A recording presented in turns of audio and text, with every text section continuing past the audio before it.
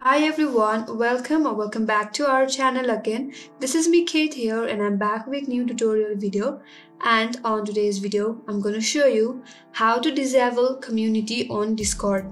So without any further ado, let's get started with this video. First of all, on your desktop, open up Discord and make sure that you're logged into your account. Once you're logged in and you get to this interface, now open your server by clicking on your server icon from the left hand side of this interface. Once you open server, again click on your server name. From this drop down menu, click on server settings. Once you land on server overview, again from this drop down menu at the left hand side of your interface, scroll down and under community you will get an option as overview. So click on overview. That will take you to your community settings.